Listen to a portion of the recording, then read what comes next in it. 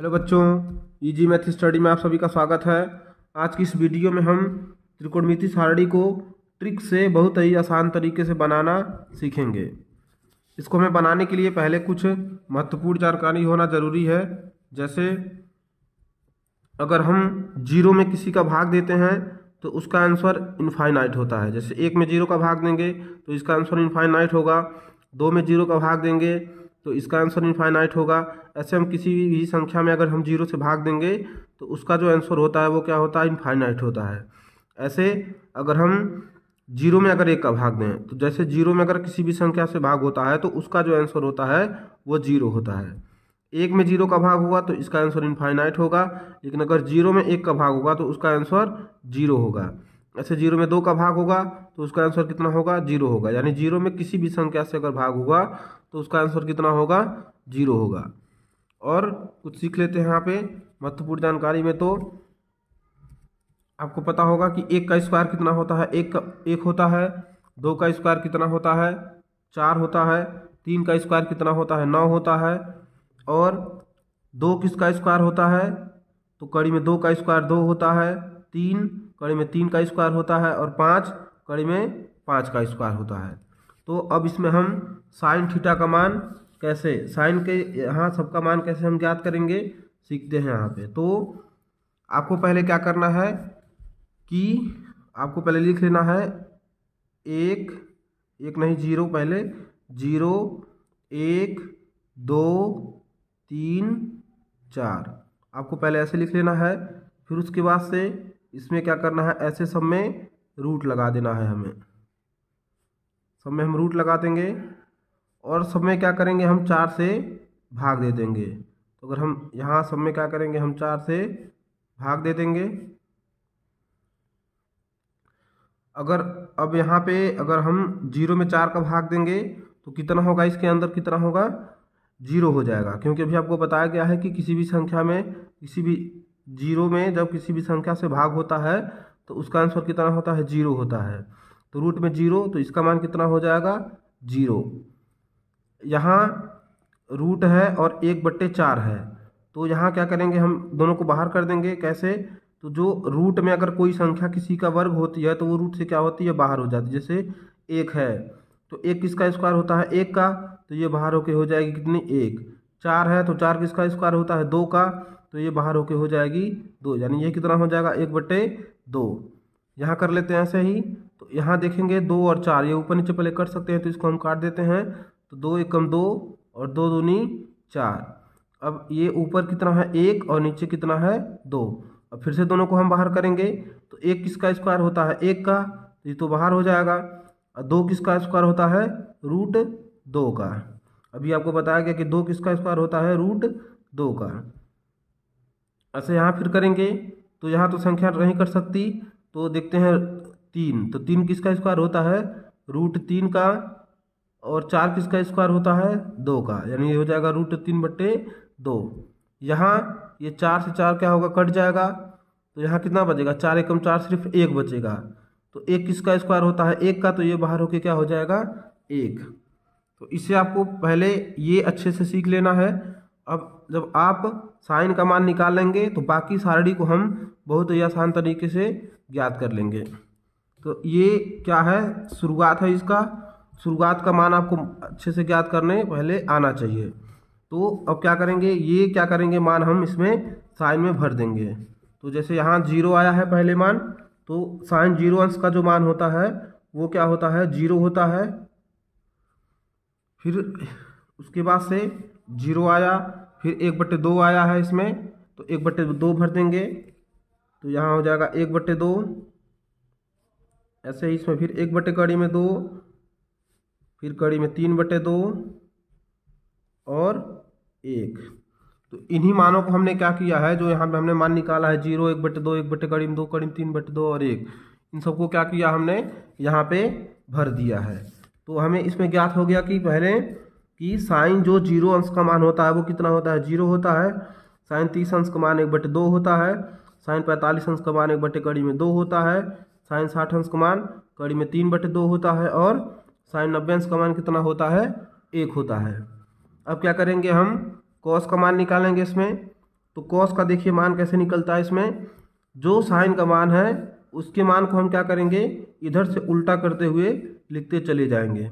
जैसे एक, तो एक को हम इधर लिख देंगे पहले, तो साइन 0 अंश का मान कितना हो गया, 1 हो गया। इसको फिर इधर लिख देंगे, तो ये हो जाएगा कड़ी में 3/2।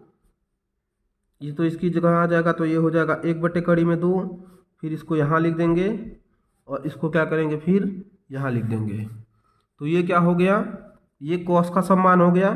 तो इसको बस हमने क्या किया है, इधर से उल्टा करते हुए लाके लिख दिया है। तो एक को यहाँ लिख दिया, इसको यहाँ लिख दिया, इसको यहाँ लिख दिया, इसको यहाँ लिख दिया और इसको यहाँ लिख दिया।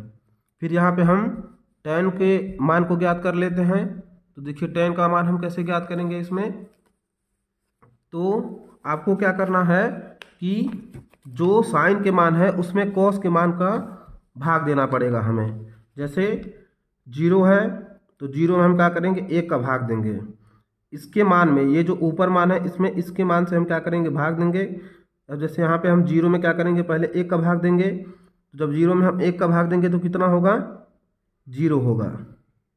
अभी आपको बताया गया है कि अगर हम 0 में किसी संख्या से भाग देते हैं तो उसका आंसर कितना होता है, 0 होता है। तो 0 में 1 का भाग हुआ तो कितना हुआ, यहाँ पे 0 हो गया। 1/2 में हम कड़ी में 3/2 से भाग देंगे। अगर हम 1/2 में मान लीजिए अगर भाग का, ये भाग का चिन्ह है अगर, तो 1/2 में हम जब कड़ी में 3/2 से भाग देंगे तो 2 से 2 क्या होगा, इसका कट जाएगा। नीचे के 2 से इसका 2 क्या होगा, कट जाएगा। देख सकते हैं आप कैसे इसे हल करेंगे। तो अगर हम 1/2 में भाग दें किसका, कड़ी में 3/2 से, तो क्या होगा, यहाँ पे 2 से 2 क्या होगा, इसका कट जाएगा। तो क्या बचेगा यहाँ पे, 1/3। यानी ये वैल्यू कितनी हो जाएगी, 1/3। अब यहाँ भाग देंगे, ऐसे ही इसमें इसका क्या करेंगे, भाग देंगे। तो आप देख सकते हैं कि ये कितना है, 1/2 है और 1/2 ये भी है। तो अब जब उतनी ही संख्या में उतनी संख्या से भाग होगा तो उसका आंसर कितना हो जाएगा, 1। जैसे किसी भी संख्या में जब उतनी ही संख्या से भाग होता है, जैसे मान लीजिए हम 3 का 3 में भाग दें, तो जब 3 का 3 में भाग देंगे तो कितना आंसर होगा इसका, 1। तो इसमें जब इसका भाग देंगे तो कितना होगा, 1। वैसे भी आप देख सकते हैं अगर कड़ी में 2 से कड़ी में 2 क्या होगा, यहाँ पे कट जाएगा। इसका जब इसमें भाग देंगे नीचे वाली संख्या से नीचे वाली संख्या कट जाएगी। फिर 1 का 1 में भाग हुआ तो कितना आंसर होगा, 1।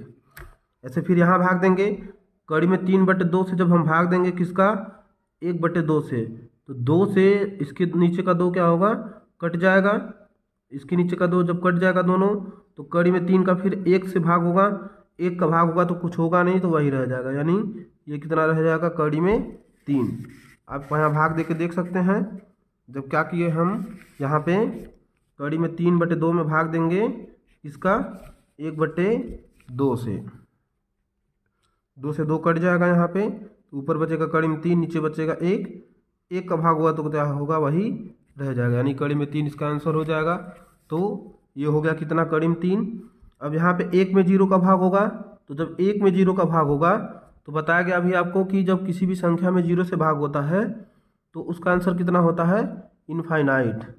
यानी ये कितना हो जाएगा, इनफाइनाइट। इसे हम लोग अपरिभाषित भी बोलते हैं, अपरिभाषित, या फिर इसे ही हम पौना लिखते हैं, पौना। पौना का क्या मतलब होता है, परिभाषित नहीं। मतलब परिभाषित नहीं है, मतलब उसका मतलब क्या है कि अपरिभाषित है, मतलब इसका कोई मान नहीं है, कोई इसकी परिभाषा नहीं दी जा सकती कि ये कितना मान है। अब फिर क्या करेंगे, हम कॉट का मान निकालेंगे इसमें। तो कॉट का मान हम कैसे निकालेंगे, तो जो tan का मान है उसको क्या करिए, आप इधर से उल्टा करते हुए लाके लिख दीजिए। जैसे इसमें हमने लिखा है, जैसे साइन के मान से कॉस का मान कैसे निकाला, इधर से जैसे ला के लिखा है, वैसे ही tan के मान से कॉट का मान हम लिख देंगे। तो इधर से ला के लिखते हैं, तो पहले यहाँ पे इसको भर देंगे अपरिभाषित, फिर यहाँ पे कड़ी में 3 इसको भर दिया, फिर यहाँ पे 1 को भर देंगे ऐसे ही, फिर यहाँ पे 1/3 और फिर यहाँ पे 0। तो ये क्या हो गया, कॉट का मान हो गया। अब हम निकालेंगे सेक का मान। तो सेक का मान हम कैसे ज्ञात करते हैं, यहाँ पे देखते हैं। तो आपको क्या करना है यहाँ पे, जो कॉस का मान है, कॉस के मान को हमको क्या करना है, उल्टा करके लिख देना है। कॉस के मान को हमको क्या करना है, उल्टा करके लिखना है। देखिए कैसे इसे उल्टा उल्टा करके लिखते हैं। तो जैसे मान लीजिए एक है, तो एक को हम क्या करेंगे, हर संख्या को एक के नीचे लिखेंगे। तो जैसे मान लीजिए जब इसका उल्टा, जैसे मान लीजिए हम एक इसके नीचे लिखें, इसको उल्टा करें तो ये कितना ही रह जाएगा, 1/1, तब भी 1/1 ही होगा, तो ये एक ही रह जाएगा। यहाँ इसको उल्टा करेंगे, जब इसको उल्टा करेंगे तो ये हो जाएगा 2/3। ये क्या हो जाएगा, 2/3। इसे उल्टा कर देते हैं तो ये हो जाएगा कड़ी में 2/1। ये क्या हो जाएगा, कड़ी में 2/1। तो कड़ी में 2/1 का मतलब कितना होता है, कड़ी में 2 ही होता है। तो इसको सिर्फ कड़ी में 2 ही रहने देंगे, यानी इसका मान कितना हो जाएगा, कड़ी में 2। ऐसे यहाँ 2/1, जब इसका उल्टा करेंगे तो ये कितना होगा, 2/1। 2/1 का मतलब कितना हुआ, सिर्फ 2 ही लिख देंगे, तो ये सिर्फ 2 ही रह जाएगा। और फिर अगर इसको उल्टा करेंगे तो कैसे उल्टा होगा, अगर हम 0 के नीचे क्या लिखेंगे, यहाँ पे 1, तो इसको जब उल्टा करेंगे तो ये हो जाएगा 1/0। जैसे मान लीजिए 0 है तो 0 के नीचे क्या लिखेंगे, 1, तो इसको जब उल्टा करेंगे तो ये 1/0 होगा। 1 में जब 0 का भाग होगा तो ये कितना हो जाएगा, इनफाइनाइट हो जाएगा। 1 में 0 का भाग देंगे तो कितना हो जाएगा, इनफाइनाइट। तो अब फिर क्या करेंगे, तो ये मान आपको समझ में आया होगा कैसे ज्ञात किया हमने। यहाँ कॉस का हम क्या किए हैं, उल्टा किए हैं। तो उल्टा को यहाँ करके समझ में आया होगा कैसे कैसे इसका मान निकाला गया है। अब फिर क्या करेंगे, जब कोसेक का मान हम ज्ञात करेंगे तो इसको क्या करेंगे, हम इधर से उल्टा करके लाके लिख देंगे। जैसे साइन का हमने उल्टा किया है तो कॉस का हुआ है, टेन का उल्टा किया है तो कॉट का हुआ है, ऐसे सेक का उल्टा करेंगे तो कोसेक का हो जाएगा। तो इधर से उल्टा करके लाके लिख देते हैं, तो ये इधर हो जाएगा, इसको इधर लिख दिया, फिर इसको इधर लिख दीजिए, फिर इसको यहाँ लिख दीजिए, और फिर इसको यहाँ पे लिख दीजिए 2/3 और ये 1। तो आपको त्रिकोणमिति सारणी समझ में आया होगा कैसे इसे ट्रिक से याद करते हैं। इसे आप 2-3 बार प्रैक्टिस करें तभी ये आपको याद होगा। तो वीडियो अगर आपको अच्छी लगती है तो वीडियो को लाइक करें, शेयर करें, सब्सक्राइब करें। Thank you.